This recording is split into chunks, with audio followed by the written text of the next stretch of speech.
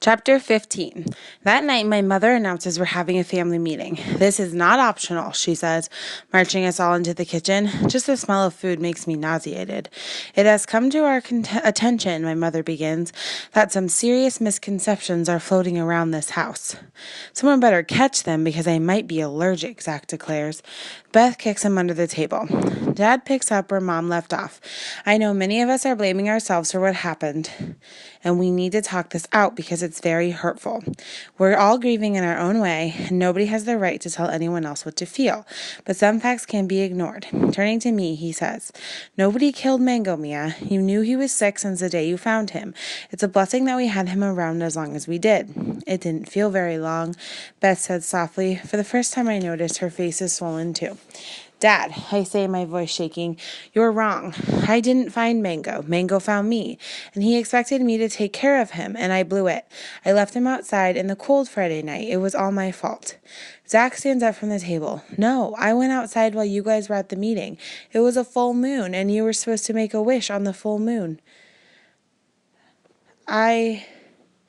Mango must have gotten out when I had my eyes closed. I knew he wasn't his usual self, and—" "At least you noticed something was wrong, Zach," I interrupt. "I wasn't paying enough attention. I might have missed more than one pill. I don't even know for sure. A missed pill or 2 or 10 wouldn't have made a difference," Dad says. "I promise you. I noticed a few days ago that Mango wasn't finishing his food. I know that when an animal stops showing interest in food, it can mean he's preparing to go, but I honestly didn't connect the two.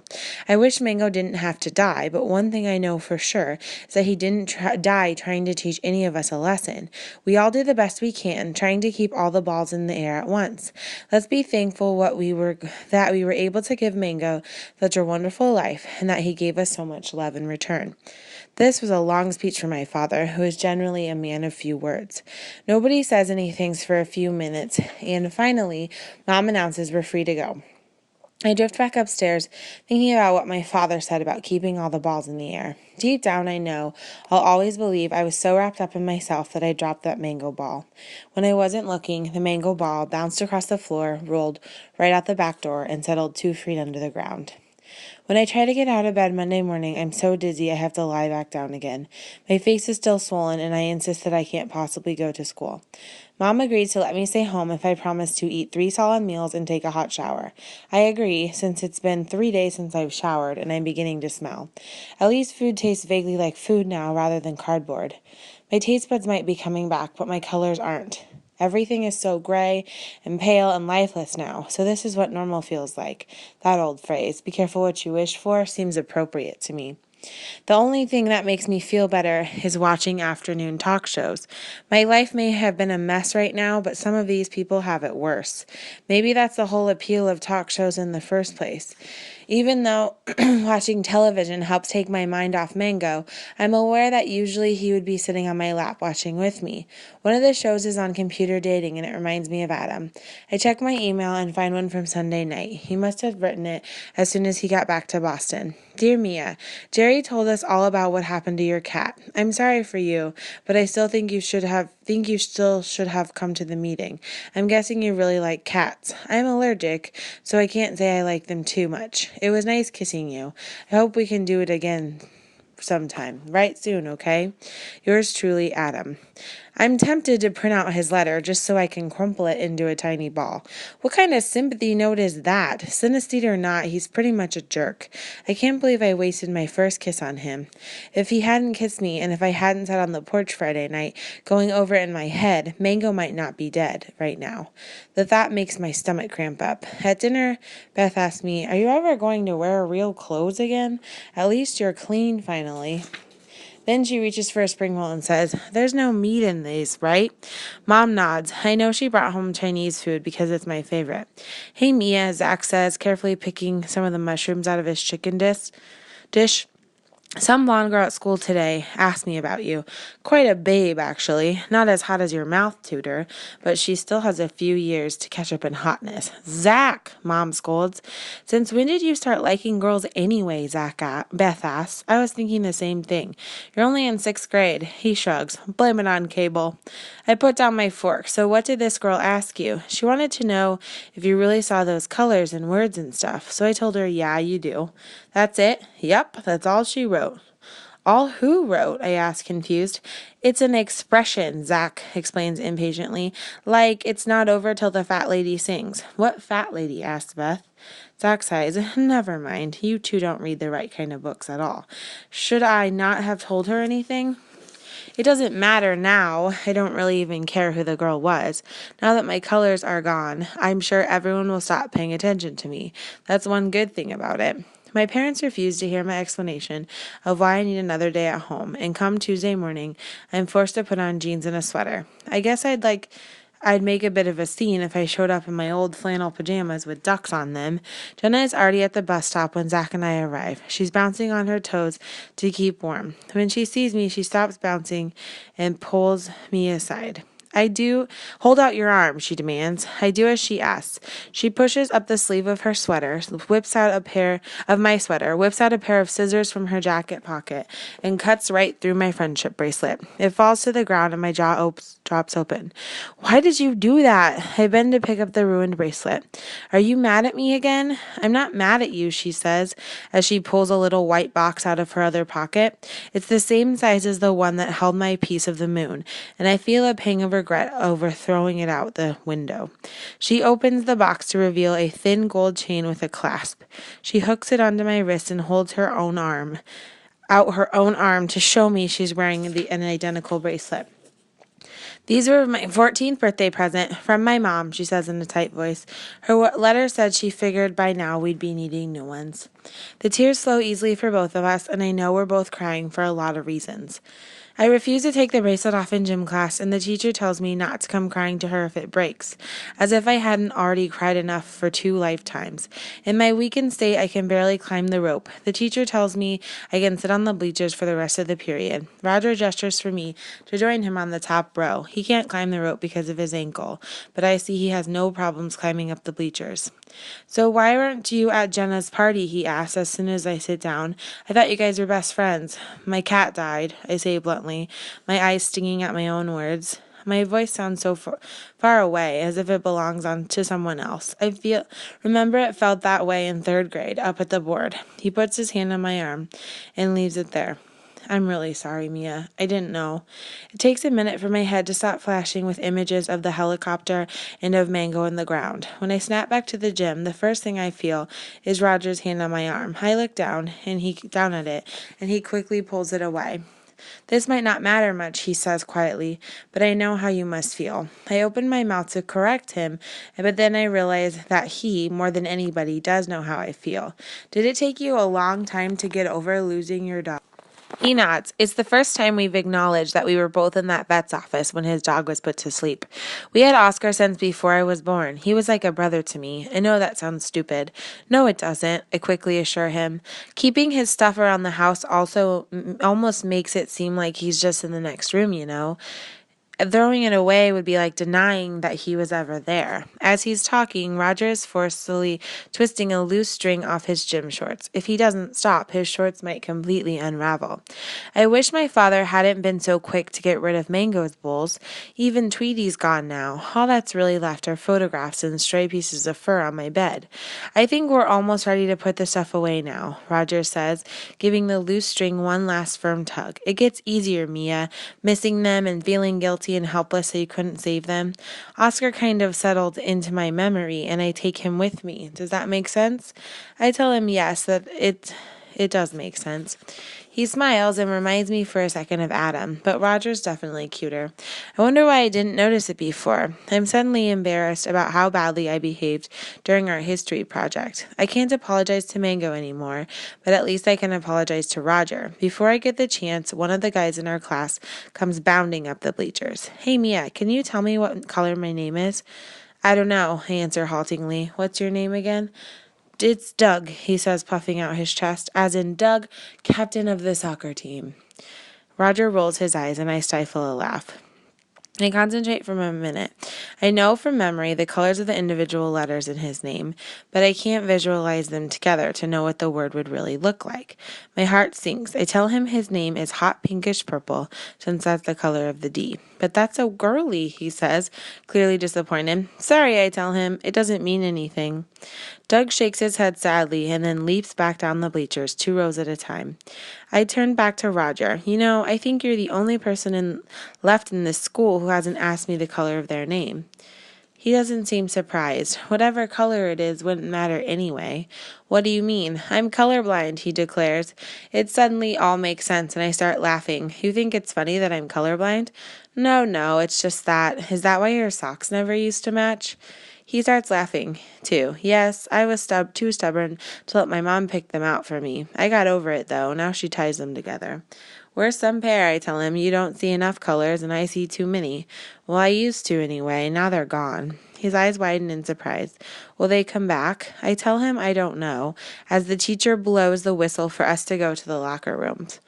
Roger and I stand up, and before we head off in different directions, he says, You're right about one thing. What's that? We're some pair.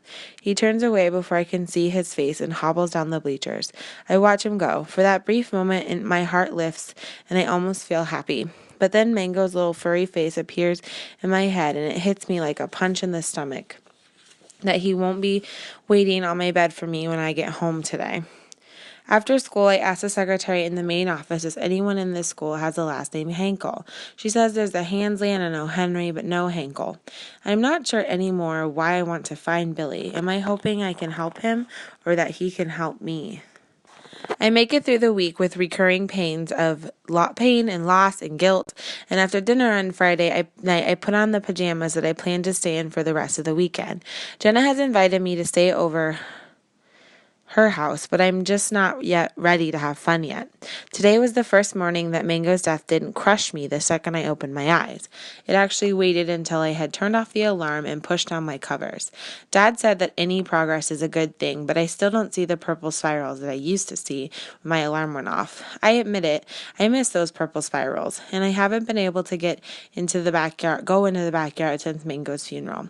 The phone rings around 7 o'clock, and my dad tells me to pick it up in the living room. It's Jerry calling from the lab. You hanging in there, he asks. It's good to hear his voice. I guess so, I tell him, plopping down on my dad's new reclining chair. It was a birthday gift present from Mom. You're a strong girl, Mia. You'll get through this. If I'm so strong, then why are all my colors gone? He doesn't answer right away. When did that happen? Right after Mango, after he died? How do you feel about it? Empty, I tell him, honestly, flat. That's normal, he assures me. I'm having a hard time getting used to people calling my actions normal. Your colors will return, Mia, I promise, and you'll feel 3-dimensional again. Try doing something creative to jumpstart your brain a little. You told me you like to paint. Why don't you try that? I agree to try, even though I haven't been able to look at my paints lately. After we hang up, I go back to my room and stare at my easel. There's a thin layer of dust on it. I'm still torn between wanting my colors back and feeling like it's an appropriate punishment that they're gone. I decide to leave it up to fate. If they come back, it won't be because of anything I actively do. I pick up the wooden easel with one hand, fold up the legs, and bring it over to my closet. I have to push aside a lot of junk to make room for it, and I suddenly find myself staring at the painting I did of Grandpa. I haven't given it much thought since the rain ruined it. I reach in, carefully pull it out, and lean it up against my wall. Something is different. I kneel down to look closer. I distinctly remember when I finished painting it that Grandpa had a faraway look in his eyes, but now he looks almost content. I definitely don't remember painting him that way. I feel a stab in my heart when I look at Grandpa's shoulder and see the gray smudge that was Mango. Then my heart starts beating faster as I notice paw prints on the painting from where Mango walked across it. The paw prints lead right up the top of the canvas, and I imagine straight up to heaven. I don't think I'll need to offer him there myself anymore. I think Grandpa did it for me. Maybe Mango was Grandpa's parting gift to me, and now they're in heaven together with Grams. I really, truly want to believe that. I wrestle a frame off of another painting from the back of my closet and put the blurred portrait in it. I hang it in the center of the wall, opposite all my clocks, so that it will be the last thing I see when I go to bed and the first thing I see when I wake up. The doorbell rings early Saturday morning, and I roll over in bed, certain that it's not for me. But 2 minutes later, my mother comes in and tells me to get dressed because I have company.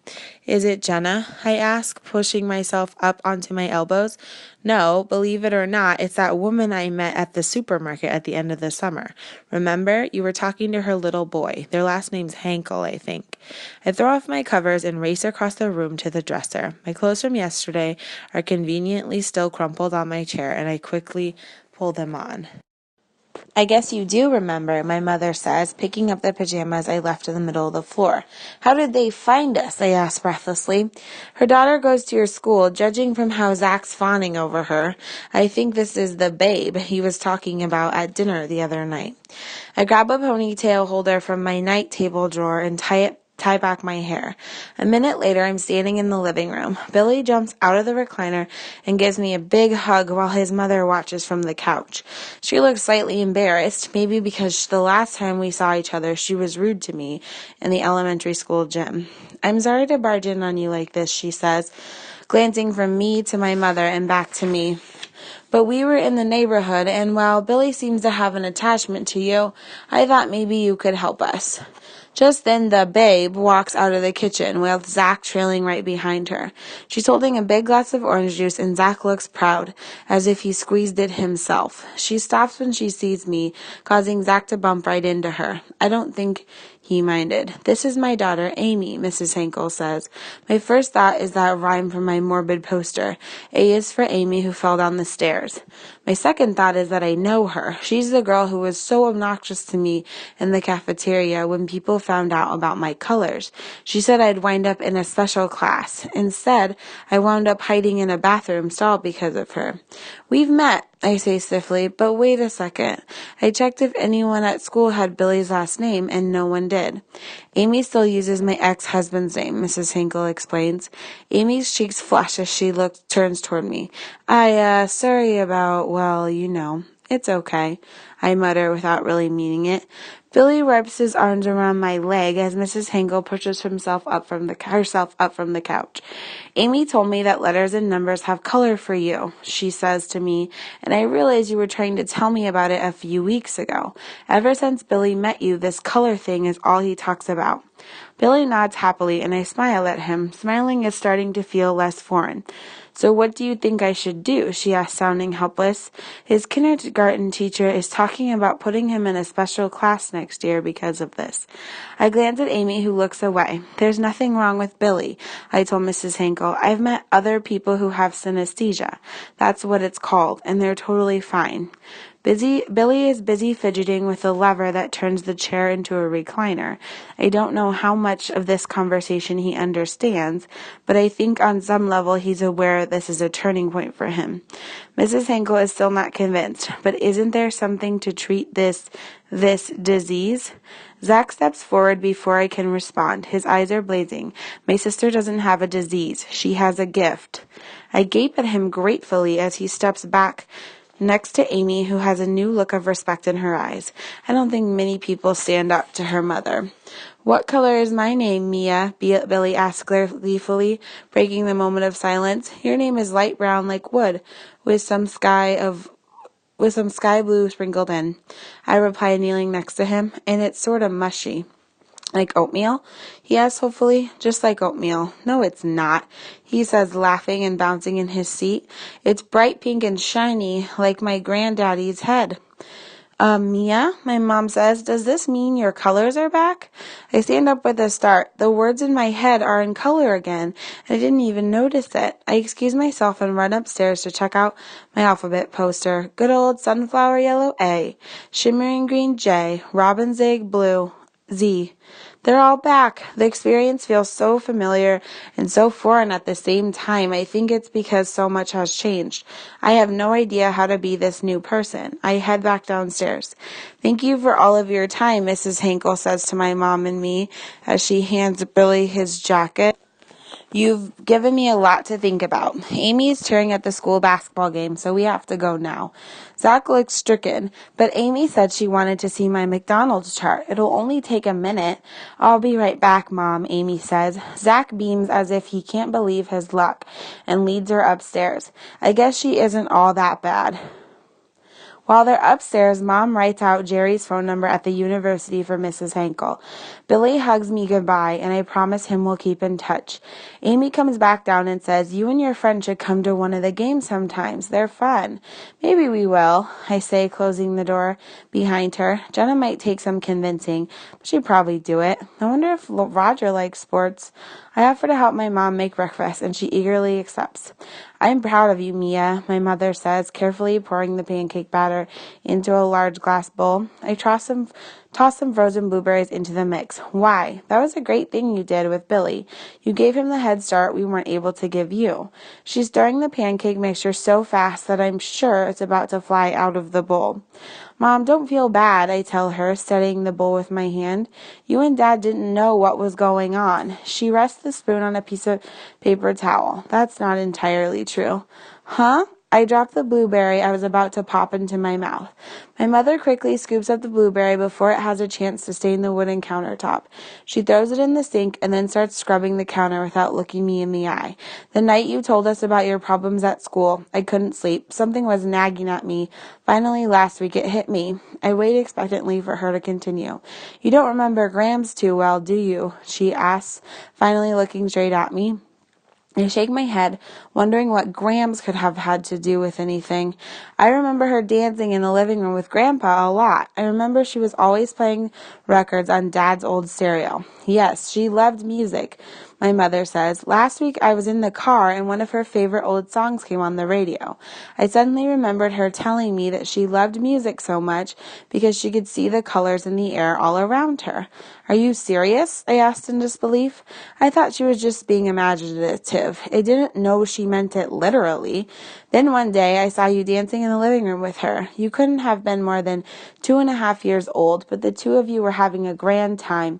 I heard her say, aren't the colors beautiful? And you said in your little girl voice, yes, Grams, they're beautiful. But I still didn't think anything of it, Mia. I'm so sorry. I should have taken it more seriously. I don't remember that at all, I say sadly. I wonder how different things would have been if Grams hadn't died when I was so young. And Dad never heard her mention anything when he was growing up. Mom shakes her head. I asked him as soon as I recalled the incident. He said that his mother had always been very quiet. Apparently your grandpa did enough talking for both of them. I smile, remembering how Grandpa's deep voice could be heard from every corner of the room. I bet my whole life would have been different if Grams had stuck around. As I watch my mother pour the batter into the frying pan, it hits me that if Grandpa knew about Grams' colors, which he must have after being married to her for 40 years, then maybe he knew about mine too. I can't believe I threw away his gift. I leave my mother to her pancake flipping, slip on my boots and coat, and head out the front door. I look out my bedroom window and then position myself underneath it. Grandpa's moon piece should have landed right around here, but the ground is so wet and muddy that I don't think I can't find it. It must have disintegrated by now and become part of the grass. I finally give up the search, resigned to the fact that the gift is lost forever. Are you all right, my dad asks as I kick off the boots. I just keep doing stupid things, I tell him, things I wind up regretting. Dad takes off my coat and hangs it up. Welcome to being human. It's part of the package. Not for me, Zach announces as he bounds down the stairs in his socks and slides up to us. I intend to overcome my humanness. I will become a god.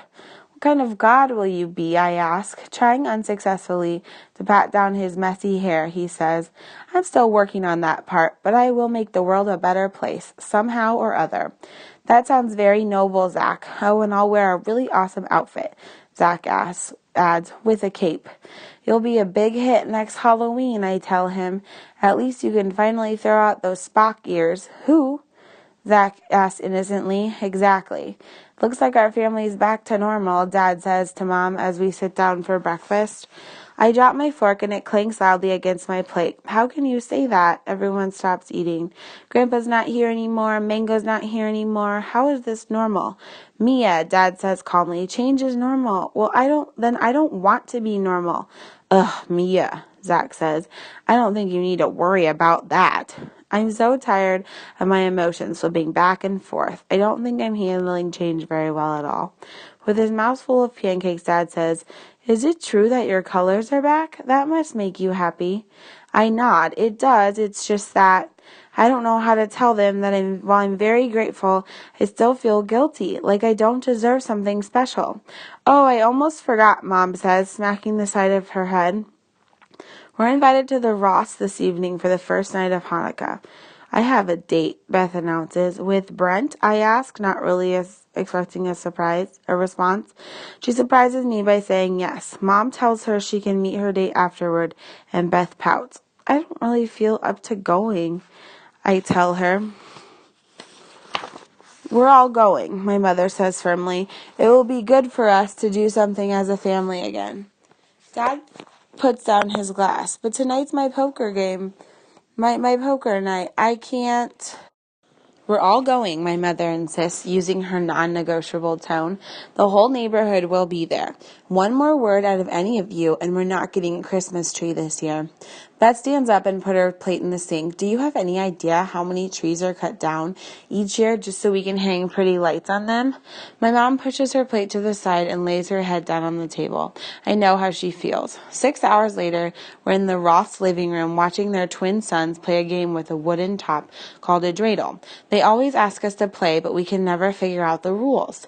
Sometimes I think the boys switch places in the middle of the game just to mix us up.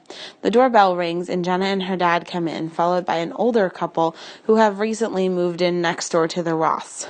Jenna and I go back to the back of the room to talk. I miss you, she says. It's been forever since we've hung out. I miss you too, I tell her, and mean it. I've been working on a great PIC mission, she whispers. You know when you feel up to it. Can you give me a hint? Let's just say it'll be our biggest job ever. She tries to wink, but it looks more like she's got something in her eye.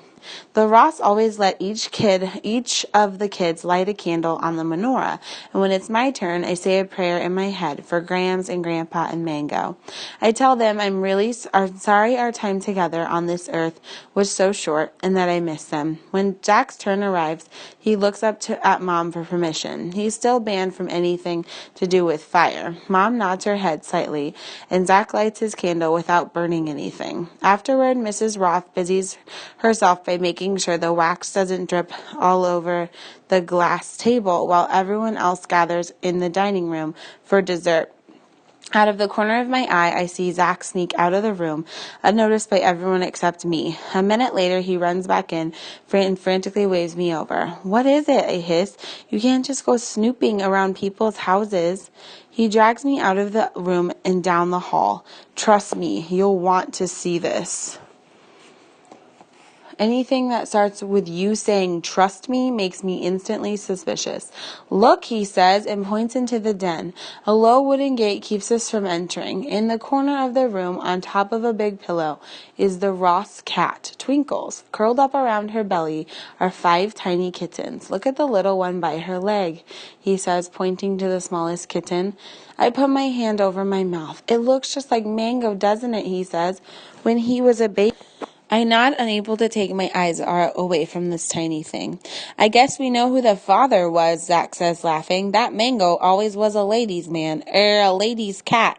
I mean, a ladies' cat's cat. Or no, it's okay, Zach. I get it. I wish Mango were around to see this. Maybe he's watching right now, Zach says. I bet he's an angel cat.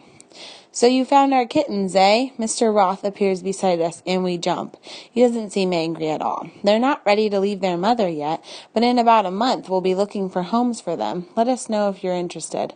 We want one, Zach says, his eyes shining. The littlest one. I whirl around to face Zach. What? No, we don't. Sorry, Mr. Ross. Just ignore him. Well, let me know if you change your mind, Mr. Ross says, leaving us alone. Why'd you say that, Mia? I want him. How can you think of replacing Mango already? It's Mango's son or daughter. It's not just any cat. Zach, if Mango was the father, then they're all his children. How can we take just one? Hadn't thought of that, he admits. He says, and walking slowly back to the living room, no doubt hatching some plan to get Mom and Dad to take all of them. That will never happen. I glance behind me and then climb easily over the gate. Twinkles looks up at me warily and keeps an eye on me as I approach. I bend over to get a better look at the kittens. It's uncanny how much the littlest one looks like Mango. My eyes cloud up, and I have to lean out my head way back for a few seconds to avoid letting the tears slip out. I reach out my hand and lightly pet his little head. He opens his squinty eyes and yawn. Then he lets out a surprisingly strong mustard-colored meow and settles back into his Mango's warmth. Who ever heard of a cat named Mustard? Impossible. That night, Dad knocks on my door, and I'm about to switch off my lamp. Come in, I say, leaning up in bed. He walks in and sits down on the edge of the bed. I thought you'd want to have this. He hands me Mango's Winnie the Pooh blanket. I sit all the way up and rub the familiar material between my fingers. Some stray mango fur is embedded in it. I never thought I'd see it again. But I thought you buried that Mango was I can't even say the words. I saved it for you. I thought you might want it back. I nod at him gratefully and hold the blanket up to my nose. It still smells like him, a mixture of cat, food, the outdoors, and litter. He loved sleeping on that blanket, Dad says on his way out of the room. I hug the blanket to my chest and then sniff it a few more times before laying it at the foot of the bed where it belongs. That night I dream I'm at the country fair with Zach, eating hot dogs with gobs of mustard and laughing at Beth, who's stuck on top of the Ferris wheel.